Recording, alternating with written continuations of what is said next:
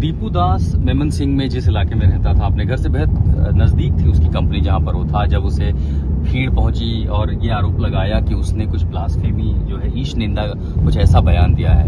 हम उस मेमन सिंह के इलाके में चारों तरफ औद्योगिक इलाका दिखाई देता है, इंडस्ट्रियल इलाका, और हम उसी इलाकों की ओर आगे जा रहे हैं। कोशिश ये भी है कि उसके परिवार से भी मिल सके, उन जगहों को भी देख सके। तो मैं इस समय मेमन सिंह के उस इलाके से होते हुए गुजर रहा हूँ और आगे हम जाने की कोशिश कर रहे हैं। दरअसल इसके आगे का जो रूरल बेल्ट है वो कट्टरपंथियों का इलाका माना जाता है और ऐसे में वहां पर जाना अपने आप में बहुत ज्यादा खतरा, खासकर परिस्थितियों को देखते हुए कि दीपू दास की हत्या के बाद किस तरह बांग्लादेश में हालात और भी ज्यादा खराब हो रहे हैं। तो ये वो पेड़ है मेमन सिंह में जहां पर उस दीपू दास को लाया गया था और यहाँ जला दिया गया था। इसी पेड़ से दीपू दास को बांधा गया था। ऊपर की पत्तियां जली दिखाई दे रही हैं, नीचे के अवशेष साफ कर दिए गए हैं।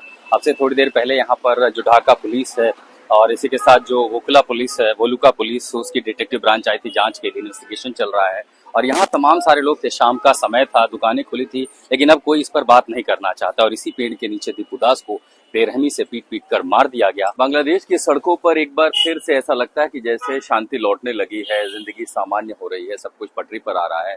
लेकिन ये बिल्कुल एक ज्वालामुखी की तरह है जो ऊपर से दिखने में शांत है, लेकिन अंदर से कब फटेगा ये कोई नहीं जानता। इन सब के बीच दीपू दास की फैमिली कल सड़कों पर उतरती है। मेमन सिंह में वहां विरोध प्रदर्शन जताती है।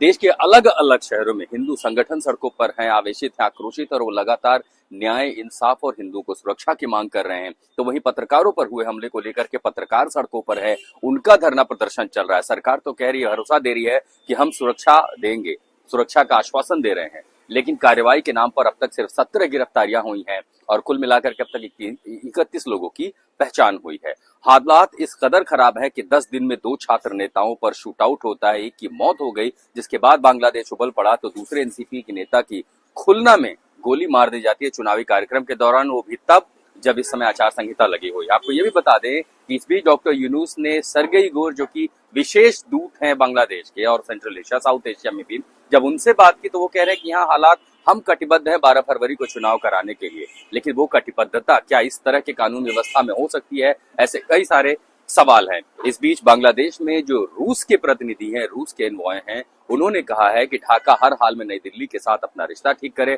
आपको ये भी बता दें कि किस तरह से बांग्लादेश हाई कमीशन ने नई दिल्ली में तमाम वीजा सुविधाओं को बंद कर दिया है, एम्बेसी को फिलहाल वीजा सुविधाओं के लिए रद्द कर दिया है। यानी कुल मिलाकर के न सिर्फ भारत बांग्लादेश के बीच जो कूटनीतिक रिश्ता, डिप्लोमेटिक रिश्ता धीरे धीरे कड़वाहट की ओर बढ़ रहा है और कड़वा हो रहा है, यहाँ जमीनी हालात ढाका से लेकर के चिटगांव तक, यानी बांग्लादेश का हर इलाका एक ज्वालामुखी पर बैठा हुआ है।